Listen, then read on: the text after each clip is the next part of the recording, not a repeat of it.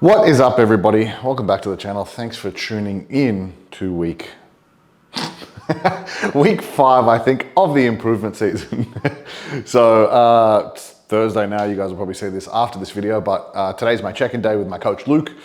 So submitted my photos, submitted my check-in data, and just to give you guys some updates, I might even pop some photos. Gabby will put some photos on here just to show you guys how we're looking this week. I might do that every week just to kind of give you guys some updates on how we're looking, what we're doing.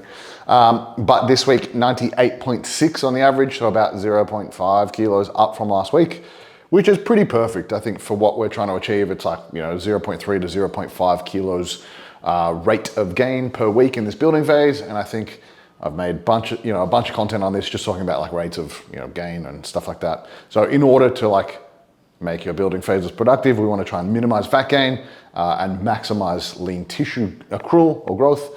So for us, 0.3, 0.5 is perfect, right in line with where we need to be. So, our goal was kind of above 100 kilos and then reassess where we kind of look from there. So probably another 1.5 kilos until we get there. So maybe another 3 weeks or so, and then really make a decision on what the hell we're going to do this year. Because the goal was to compete in season C now, which is October, November, IFBB. In classic physique, which means I still have to get down to 88 kilos. And I don't know, I'm ignoring about it. If I get up to 105 kilos in really good condition, it does make it a little bit trickier to get back down to 88 and make that weight cap. So we'll make a decision, but I'll leave that up to Luke. He's more than capable of directing me, and he guides the ship on this. So I wanted to take you guys through a full day of eating. So obviously being in the push phase or this improvement season, calories are abundant. And for the first time in a long time, it's quite high for me. So it's interesting to say the least. So pretty elaborate setup today. This is meal 1 for me, breakfast. It's actually a little bit later than normal, so I usually eat breakfast a bit earlier. But we've done our morning cardio, I've done my morning mobility, and we actually took our friend's dog for a walk this morning, so that was very exciting. But I'm gonna take you through breakfast. I've got a few things here, and I'll explain why I'm doing it, what I'm doing, how I'm doing it.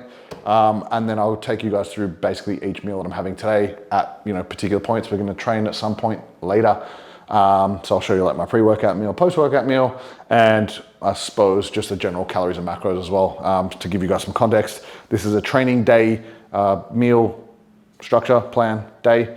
So we're close to 4,600 calories. So it's about 4,600 calories, about 300 grams of protein, close to 700 grams of carbs, and about 85, 90 grams of fat. But I'll have the calories and macros for each meal, and I'll give you the total breakdown at the end of the video. So if you are ready to see me eat food for the day, stay tuned.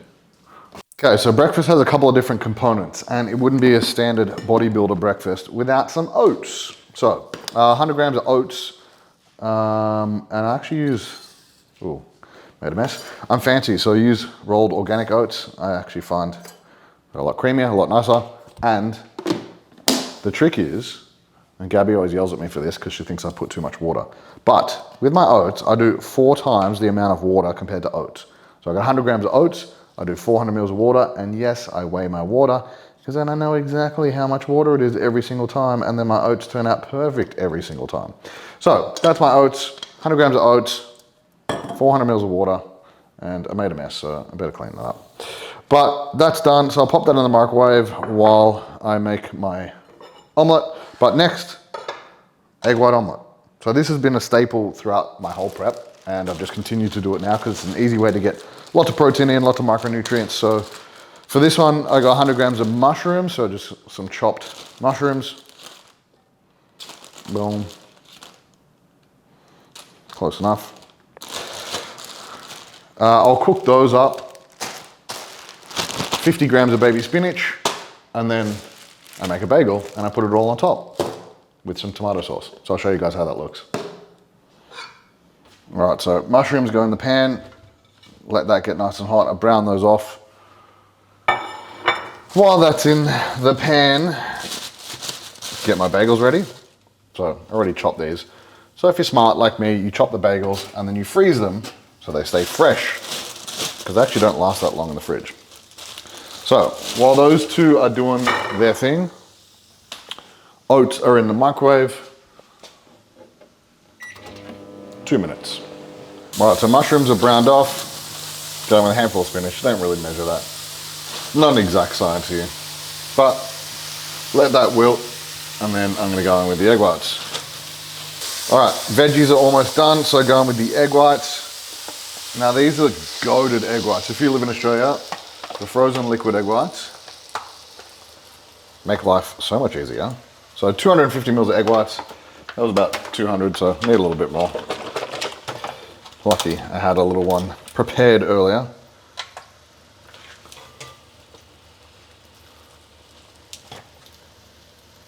A little bit over, but we're good. Egg whites in, and then the last little bit, I just put some seasoning. So I just go salt and pepper.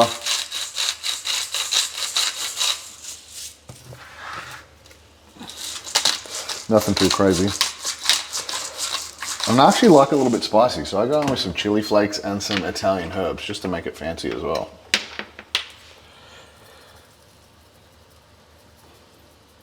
Bang that in. Season to desired taste.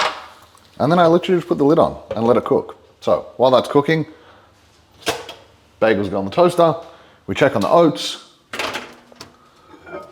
My oats actually exploded yesterday in the microwave. I wasn't happy about it, but let's see.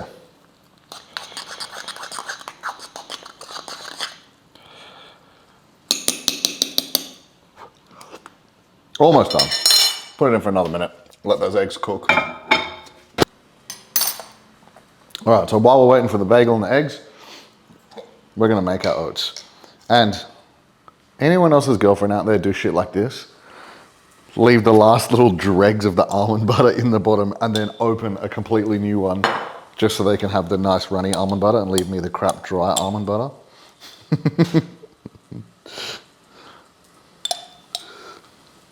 So, wasn't quite enough, but we'll cop it. Almond butter, a little bit extra because why not? Got to get that 15 grams in. Boom. Almond butter. Go in a little bit of cinnamon on top. And then 15 grams of honey.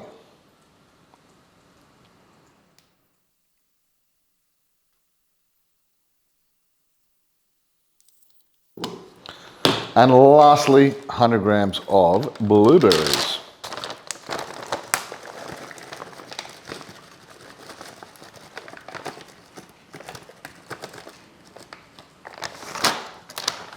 Done. All right, bagels are done. So, 50 grams of avocado. So, I do put a little bit of fat in most meals now just because fats are higher.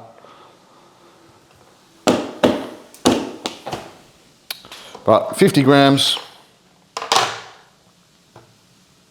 it's usually about like half an avocado, quarter of an avocado, depending on how big it is. Let's see if we can nail it first time. Whoa, come on, 49. Just like that. Try and smush it on there as best as possible.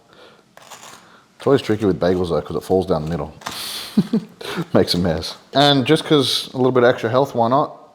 I got some fresh sliced tomato on top, and then I'll put my eggs on top. And that is pretty much breakfast with my oats, and I'll show you guys exactly how it looks and the exact calories and macros.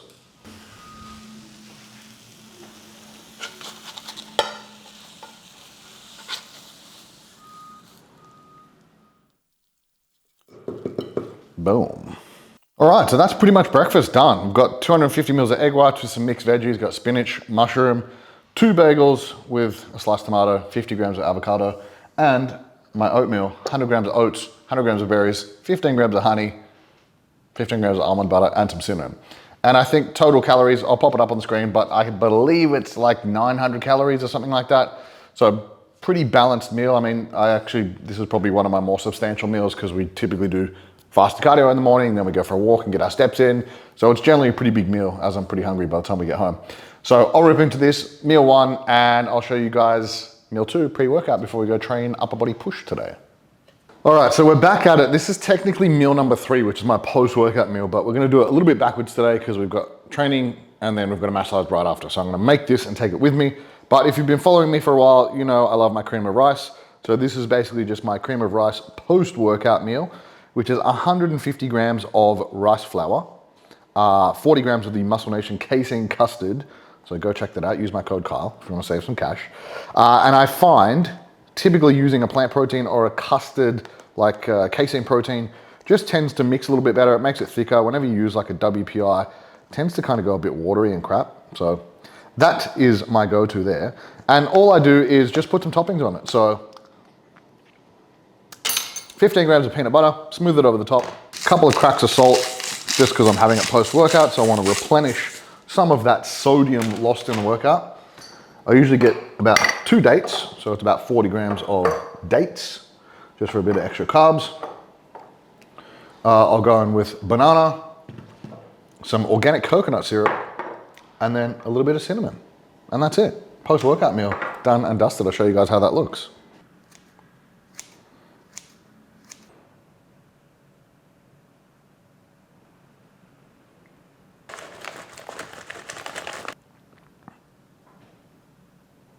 All right, so it's like 11 o'clock here. We're about to go train. So typically I have my pre-workout meal, which is meal 3, about, I don't know, half an hour, 45 minutes before we go train. So I actually prepare this in advance. So again, like meals sort of 3 and 5 are the same, literally just like chicken and rice and some green vegetables. So super stock standard bodybuilding food. So what I usually do is I'll make it in advance, like I'll bulk cook my chicken and rice, put them in containers, and then just simply cook the veggies fresh each day. So usually I'll just have like some green beans in one meal, some broccoli in another meal. And here's a little life hack for anyone out there who cares. If you make your rice in advance, it gets pretty dry if you leave it in the fridge all week. So if you chuck an ice cube in there in the microwave when you're reheating it, a lot of that water actually gets absorbed by the rice. So your rice kind of fluffs back up again. It stays quite moist. Gross. But easy, this meal, gonna go down now. I've steamed my green beans, I've steamed my broccoli. So that's for this meal. And then for my dinner meal tonight, I'm just gonna have some broccoli. So I like to just keep it interesting, have some variety with my vegetables. But again, just like super simple, it allows me to kind of make it in advance. Don't have to think about it too much. And then I've literally just got to steam some some vegetables with each meal. And then I'll usually just put like some sauce or some sauerkraut or anything on there just to give it a bit of flavor. But one thing that I recently got onto, and I mean, not that calories are an issue now, but I still like to keep my calories my sauces pretty low calorie. Just because it makes life easy. Like I don't have to think about it too much. I don't really have to track it that way. I can just kind of throw it on and know that, you know, it's only really a couple of calories. But for anyone out there, this is the green Tabasco sauce. So I think per teaspoon, it's like 1 calorie or something like that. So it's absolutely like pretty much 0 calorie. And it's actually pretty spicy and I quite like that. So literally I just go, couple little blobs on this meal. I'll chuck some salt and pepper on there as well. And that's probably another thing for a lot of people, just in terms of sodium intake. So if we think about sodium intake helping transport nutrients, helps increase blood flow, helps increase pump, especially if we're gonna go train for this after this meal. So typically I do 2 grams of sodium per meal. So I have 5 meals a day. So generally around 10 grams of sodium per meal, and I actually do put a little bit in my pre-workout. But I think a lot of people sort of went into the craze of like the pink Himalayan salt, which is great. And I actually put that in my intra-workout because it is actually quite high in nutrients. But I guess one thing that it does miss is the iodine. So I do get the iodized rock salt. I have that on my meals. And then I have the pink Himalayan salt intra-workout. And that's pretty much it. That's a super simple pre-workout meal. Chicken, rice. I've got 200 grams of raw chicken breast. I've got 150 grams of raw rice, which is quite a lot of rice, but I find as my calories get higher, rice digests a lot easier, so I can actually eat a lot more rice and not be too full. And that's one thing that I have talked a lot about in a lot of videos, was during push phases, we need to choose foods that digest really well, that don't cause any digestive issues, because as calories get higher, digestion or like GI distress is the thing that typically makes your push phase come to an end, because you just can't eat any more food. It just gets too uncomfortable. So easy, I'm gonna eat this meal now, we're gonna go train, and then I'll see you guys for meal 4, which I've already showed you, my post-workout cream and rice.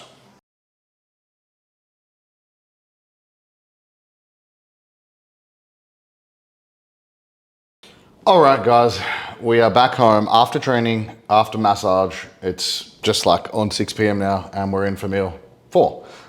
So this is typical dinner meal, and I showed you guys before, like super simple. Literally the same meal I had for pre-workout meal, which I made in advance. 200 grams chicken, 150 grams rice, 100 grams of broccoli in this meal. And I'm gonna tuck in for a little bit of work, and then I'll have my little dessert, which is my meal 5, in about an hour and a half, 2 hours. So a couple of client check-ins to get done, some admin to knock off before I chill out for the evening.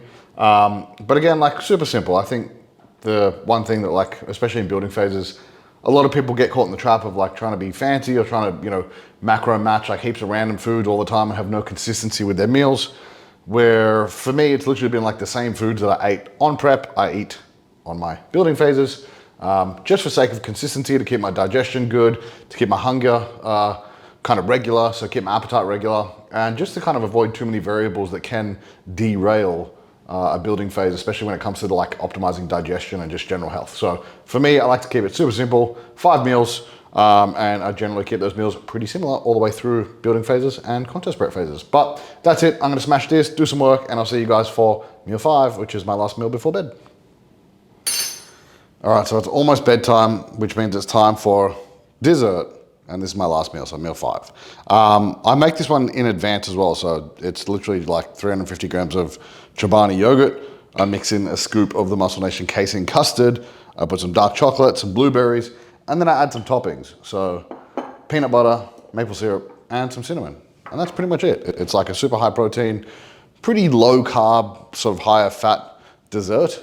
And this was something that I had throughout my entire prep because the volume is quite high, it's quite filling. And I can just kind of adjust the calories up or down by adding like more fruit, more toppings, and just bulk it up if I need to, or pull it back down if I need to. So I think this one at the moment's about 650 calories or something like that. And I'll post that up on the screen, show you guys the full calories and macros. But that's it, super simple, nice, tasty dessert to finish off the day. Has us pretty much about 4,600 calories. And I'll pop the full calories and macros for the day on the screen so you guys can see. But that is it from me. Week 5, improvement season, done and dusted, full day of eating.